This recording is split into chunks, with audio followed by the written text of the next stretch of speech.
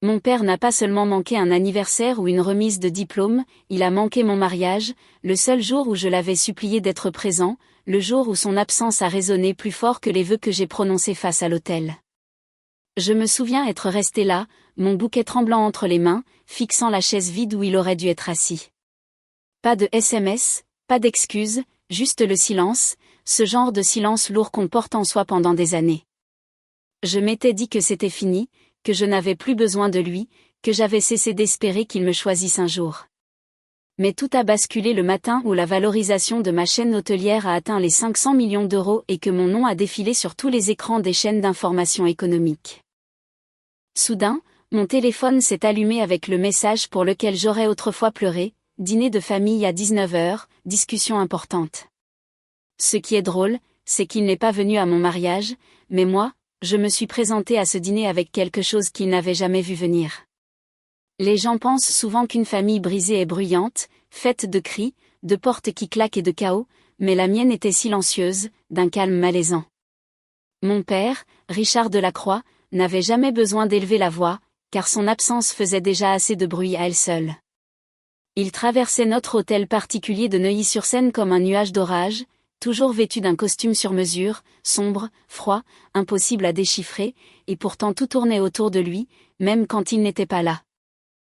Ma mère, Evelyne, flottait derrière lui comme un fantôme paré de perles, murmurant « Chérie, ton père est sous pression » à chaque fois qu'il manquait un spectacle de fin d'année ou une remise de prix, me demandant d'être compréhensive, ce mot utilisé pour excuser toutes les blessures. Mon frère aîné, Maxime, était le rayon de soleil en comparaison, le fils prodigue de papa, champion de tennis, dents parfaites, poignée de main ferme, le fils que mon père présentait fièrement à ses associés du CAC 40 tandis que je restais en retrait avec mes carnets et mes rêves silencieux. Une fois, à 12 ans, j'ai rassemblé mon courage pour demander à papa pourquoi il ne venait jamais à mes événements, et il n'a même pas levé les yeux de son ordinateur portable en répondant « Parce que Camille, je construis un avenir pour cette famille, tu devrais être reconnaissante. » Reconnaissante d'être invisible.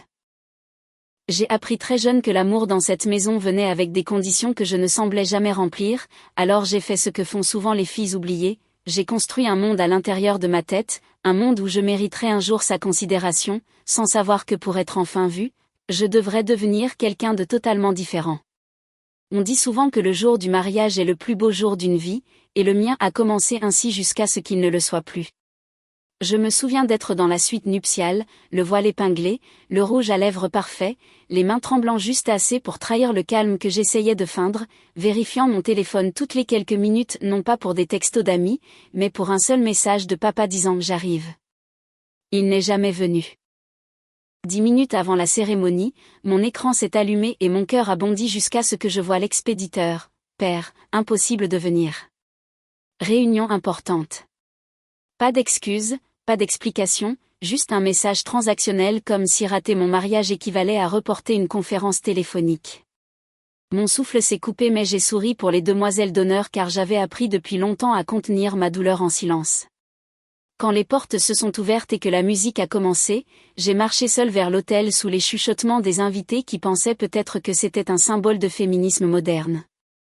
Daniel, mon mari, a pris mes mains quand je suis arrivée, ses yeux se sont adoucis et il a chuchoté « Camille, tu n'as pas besoin de faire semblant d'aller bien », et c'était la pire partie car je faisais semblant depuis si longtemps que je ne savais plus comment arrêter.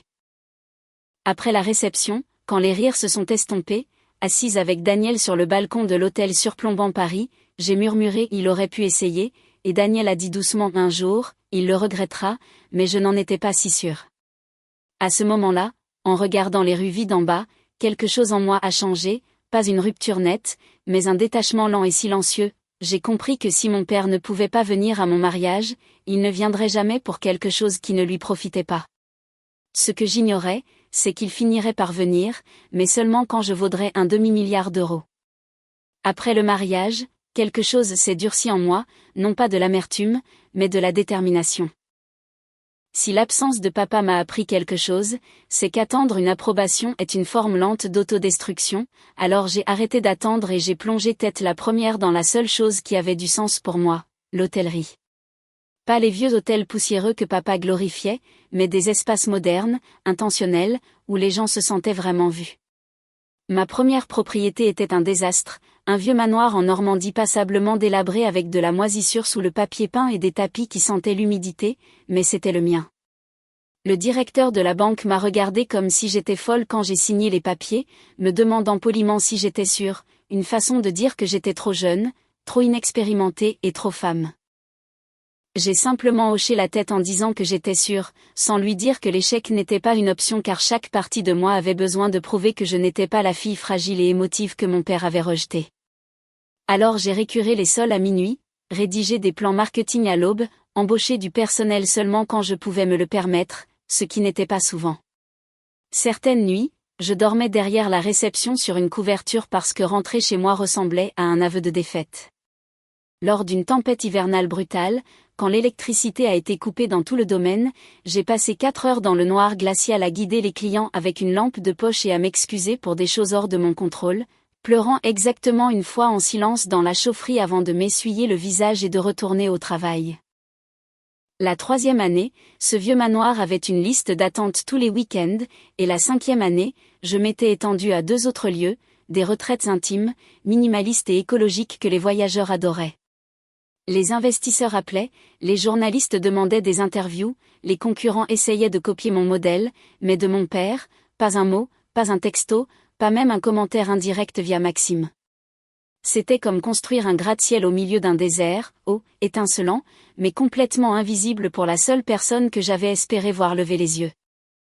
Puis vint le matin où tout a changé, le matin où ma directrice financière, Léna, a fait irruption dans mon bureau, essoufflée, les yeux écarquillés, en disant d'une voix tremblante, « Camille, la valorisation est tombée. » J'ai senti mon pouce accélérer et elle a souri en annonçant, 500 millions d'euros. Je me suis figée, non pas par le choc, mais parce que la première image dans mon esprit était cette chaise vide à mon mariage, et pour la première fois, je n'ai pas eu envie de pleurer, je me suis sentie puissante. Ce que je ne savais pas, c'est qu'à des kilomètres de là, mon père venait de lire le même gros titre et que pour la première fois depuis des années, il s'était souvenu qu'il avait une fille. Le matin où la nouvelle est sortie, mon bureau bourdonnait comme une ruche, chaque téléphone sonnait, chaque notification de mail tintait, des messages de félicitations de partenaires, d'investisseurs, de journalistes, tout se mélangeait dans un brouillard chaleureux et surréaliste. Mais le moment que je n'oublierai jamais est beaucoup plus calme, j'étais seule dans mon bureau, regardant la skyline de la Défense à travers les baies vitrées, quand mon téléphone a vibré à nouveau. Je pensais que ce serait un autre journaliste ou un ami, mais c'était papa. Pendant un instant, je n'ai pas pu respirer, il ne m'avait pas envoyé de texto depuis presque 3 ans. D'une main tremblante, j'ai déverrouillé mon téléphone. Père, dîner de famille à 19h. Discussion importante. Pas de félicitations, pas de fier de toi, pas même mon prénom, cela se lisait comme un ordre, comme une convocation à un conseil d'administration. J'ai fixé l'écran si longtemps que ma vue s'est brouillée. Daniel est entré avec 2 cafés et s'est arrêté en voyant mon visage. Je lui ai montré le message et sa mâchoire s'est contractée. Il n'a pas pris contact quand ton entreprise a atteint les 10 millions, ni les 50, ni même les 200, mais à 500 millions. Il veut quelque chose. J'ai dégluti et Daniel a ajouté doucement, n'y va pas.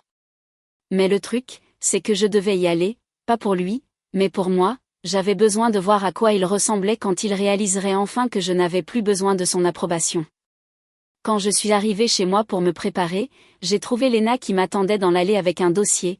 Tu devrais voir ça avant ce soir. Mon estomac s'est noué. À l'intérieur, il y avait des pages de rapports financiers, de défauts de paiement, de litiges avec des entrepreneurs, des avis de saisie, tous liés aux propriétés immobilières de mon père. L'empire de ton père s'effondre, a dit Léna doucement, c'est grave, il a des mois de retard sur tout. J'ai senti le sol bouger sous mes pieds, c'est pour ça qu'il m'a écrit. Pas pour se réconcilier, juste pour m'utiliser. Léna a hésité avant d'ajouter, il y a plus. Les créanciers paniquent, ils sont prêts à vendre la totalité de la dette pour une fraction de sa valeur. Un calme lent et inconnu s'est répandu en moi, ce n'était pas de la colère, c'était de la clarté. Achète-la, ai-je dit. Léna a cligné des yeux, tout. Oui, chaque centime qu'il doit. Si mon père veut une réunion de famille, il est sur le point de rencontrer une version très différente de sa fille. Léna n'a pas bronché quand je lui ai dit d'acheter le portefeuille de dette, c'est pour ça qu'elle était ma directrice financière. À minuit, nous étions assis entourés de paperasses, d'ordinateurs portables et de café noir qui avaient le goût de la détermination. Chaque feuille de papier représentait un autre morceau du royaume en ruine de mon père. À 2h13 du matin, Léna a levé ses yeux fatigués. « Camille, une fois que c'est finalisé, tu posséderas tout ce que ton père a jamais construit. Tu es prête pour ça ?» J'ai inspiré lentement. Je ne fais pas ça pour le blesser, je le fais parce qu'il s'attend à ce que je le sauve sans jamais me voir.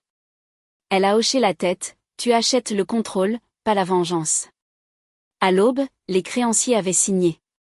À midi, l'équipe juridique confirmait le transfert. En fin d'après-midi, les dettes de mon père, ses hôtels, ses terrains, son héritage autrefois sacré étaient officiellement sous mon autorité. Je m'attendais au triomphe, à une étincelle de victoire, mais je me sentais calme, comme le calme avant la tempête. Ce soir-là, j'ai sorti des vêtements que je portais rarement, une robe noire ajustée, un manteau coupé au cordeau, des talons qui redressaient ma posture avec une autorité involontaire. Ce n'était pas pour avoir l'air puissante, c'était pour ne plus me faire toute petite. Daniel m'a regardé mettre mes boucles d'oreilles. « Tu es nerveuse. » Je n'ai pas nié, je ne suis pas nerveuse de le voir, je suis nerveuse à l'idée que je pourrais encore m'en soucier.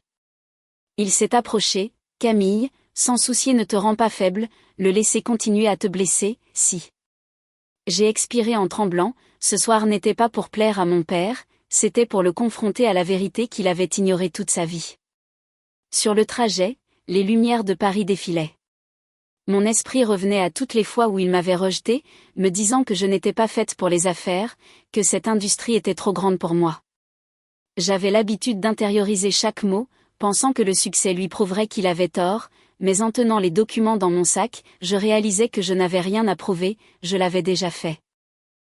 En garant la voiture sur le parking du cercle privé, mon téléphone a vibré avec un texto de maman. « S'il te plaît, sois gentille avec ton père ce soir, il est stressé. » Ma poitrine s'est serrée, même maintenant, il s'attendait à ce que je me plie, que j'apaise l'ego de l'homme qui n'avait jamais protégé le mien. Pas ce soir. J'ai glissé mon téléphone dans mon sac et je me suis tenue plus droite que jamais car ce soir, je n'étais pas la fille qu'il ignorait, ni la mariée qu'il avait abandonnée, j'étais la femme qui possédait l'avenir qu'il allait bientôt implorer. Le salon privé du club était éclairé d'une lumière ambrée trop douce pour ce qui allait se passer. J'ai poussé la porte et 4 visages se sont tournés vers moi. Papa, maman, Maxime et oncle Marc, tous assis à une table parfaitement dressée avec du vin coûteux qu'ils ne pouvaient certainement plus se permettre. Papa s'est penché en arrière comme un PDG attendant de discipliner un employé. « Camille, tu es en retard. » J'ai fermé la porte. Non, je suis arrivée exactement quand je le voulais.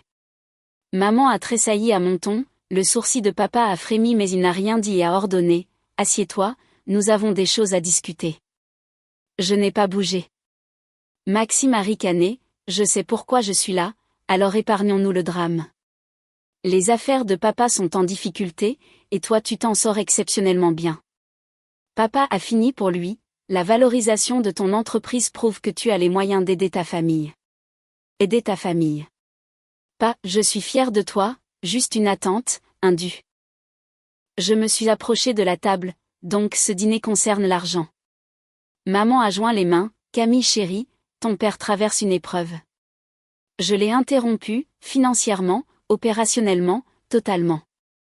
L'expression de papa s'est assombrie. « On traverse une mauvaise passe, c'est tout. Avec ton soutien, on peut stabiliser les propriétés jusqu'à. » Tu veux dire les propriétés pour lesquelles tu n'as pas payé les entrepreneurs depuis des mois? Les prêts sur lesquels tu es en défaut? Ceux déjà programmés pour la liquidation? Les yeux de Maxime se sont écarquillés, papa s'est raidi, oncle Marc s'est raclé la gorge nerveusement. Papa a sifflé. « Comment es-tu au courant de ça? » J'ai posé mon sac sur une chaise vide et sorti l'épais dossier que Léna avait préparé. Parce que, ai-je dit en le faisant glisser sur la table, je possède désormais chaque euro de ta dette. Papa a cligné des yeux. « Quoi? Qu'est-ce que tu viens de dire? » Maxime a attrapé le dossier, l'a ouvert et son visage s'est vidé de sa couleur. « Papa. C'est réel. Elle a tout acheté. » Maman a porté la main à sa poitrine. « Oh mon Dieu Camille, pourquoi ferais-tu ça? Papa a frappé la table de ses paumes. Comment oses-tu interférer dans mes affaires? Je suis resté stable, tu m'as convoqué ici pour de l'aide. C'est de l'aide. C'est du contrôle. Papa a rugi, tu essaies de prendre ce qui est à moi. J'ai rencontré sa fureur avec un calme absolu, je ne l'ai pas pris. Tu l'as perdu. Je suis juste arrivée la première. Maxime s'est levé, tu es incroyable, papa a construit tout ce qu'on a.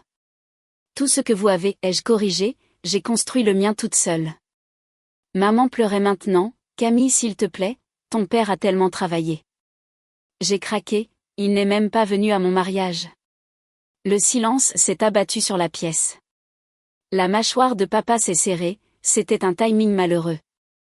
Non, ai-je dit sèchement, un timing malheureux, c'est les embouteillages. Rater le mariage de sa fille est un choix. Il a ouvert la bouche mais je l'ai coupé, ce n'est pas une question de famille, c'est une question d'argent. Tu m'as ignoré pendant des années jusqu'à ce que je devienne précieuse. Maman a chuchoté que c'était faux.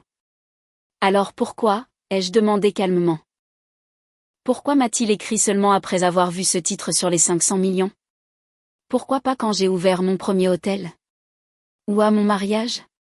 Pourquoi maintenant? La voix de papa a craqué, non de chagrin mais de colère, tu as une dette envers cette famille. J'ai frappé la table si fort que les verres à vin ont tremblé, je ne vous dois rien. Ils se sont tous figés. Ma voix tremblait mais restait forte, j'ai mendié ton amour pendant des années.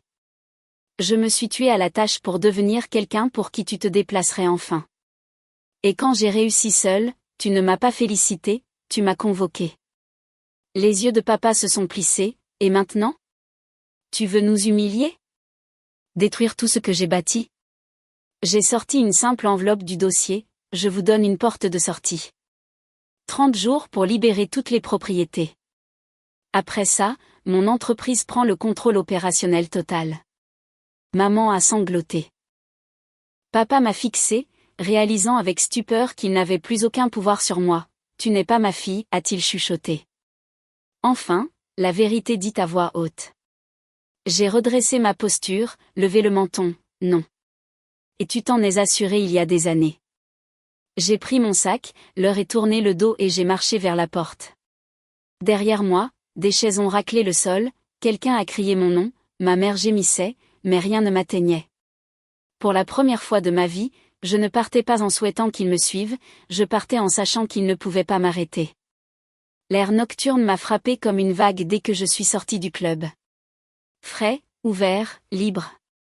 Pendant une seconde, je suis restée sur les marches en pierre, ma poitrine se soulevant comme si j'avais été sous l'eau pendant des années et que je refaisais surface. Derrière les portes, je pouvais encore entendre les cris étouffés, mon père furieux, ma mère en pleurs, Maxime essayant de sauver les miettes de contrôle qu'il pensait encore avoir. Mais rien de tout cela ne m'atteignait. Daniel m'attendait dans la voiture et n'a pas demandé ce qui s'était passé, il a juste pris ma main, ça va? J'ai regardé par la fenêtre les lumières de la ville, je pensais que ça ferait plus mal. Et alors?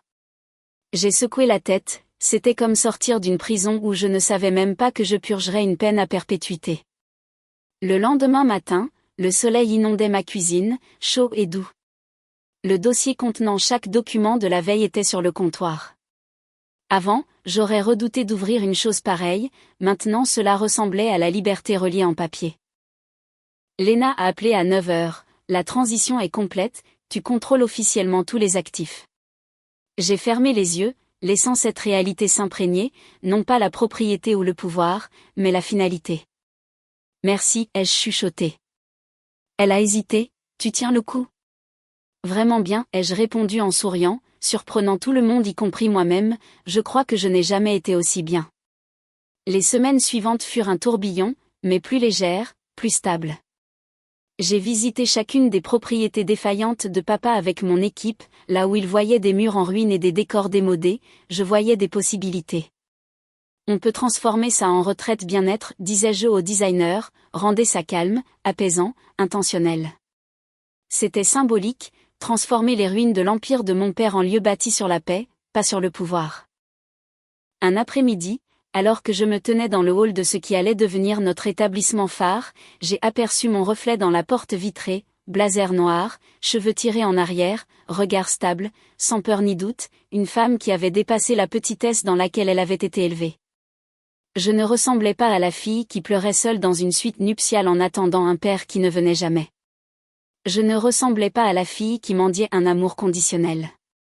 J'avais l'air entière. Ma famille ne m'a pas contactée, pas une seule fois, mais le silence ne piquait pas cette fois, il existait simplement comme un bruit de fond dans un endroit où je ne vivais plus. Maxime postait des citations vagues sur la trahison sur les réseaux sociaux, maman a laissé 2 messages vocaux en pleurant mais sans jamais s'excuser, et papa, rien, sa fierté était trop bruyante pour des mots. Et pourtant, pour la première fois, leur réaction ne me ramenait pas vers mes vieilles blessures, ils ne me définissaient pas, ils n'importaient pas parce que j'avais enfin compris que partir n'était pas un abandon, c'était un sauvetage de soi.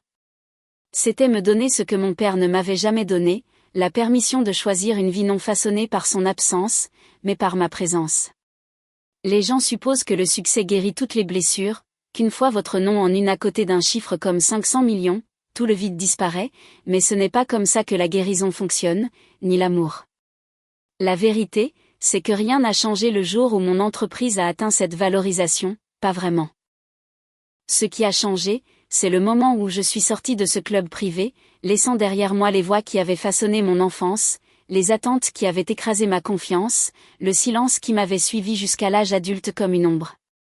Pour la première fois, je ne suis pas partie en souhaitant que les choses soient différentes, je suis partie en acceptant qu'elles ne l'étaient pas, et cette acceptation était libératrice.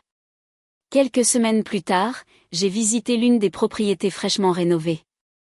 Une musique douce jouait dans le hall, la lumière du soleil filtrait à travers les boiseries en chêne, les clients riaient doucement autour d'un thé. C'était paisible, comme un lieu construit pour quelqu'un qui avait passé trop d'années à retenir son souffle. Mon souffle. Daniel m'a rejointe près de la fenêtre, glissant sa main dans la mienne, on dirait un nouveau départ. J'ai hoché la tête en regardant le vent faire bouger les arbres dehors. Ça l'est, ai-je chuchoté. Pas pour l'entreprise, pour moi, car j'avais enfin compris quelque chose que j'avais chassé toute ma vie sans m'en rendre compte. L'amour qui doit se mériter n'est pas de l'amour, la famille qui n'apparaît que lorsque vous êtes utile n'est pas une famille, et l'approbation qui vient avec des conditions n'est pas une approbation du tout. Je n'avais pas besoin de réparer mon père, je n'avais pas besoin de le gagner, je n'avais pas besoin qu'il me voie, j'avais besoin de me voir moi-même. Alors si vous me demandez quel a été le vrai tournant, ce n'était pas la valorisation, ce n'était pas le rachat de la dette, ce n'était même pas le dîner de confrontation. C'était le moment où j'ai réalisé que je n'étais pas brisée parce que je voulais un père qui ne pourrait jamais en être un, j'étais humaine. Et le moment où je me suis choisie au lieu des gens qui continuaient de choisir mon utilité, je n'ai pas perdu une famille, j'ai reconquis ma vie, et ça valait plus que 500 millions d'euros.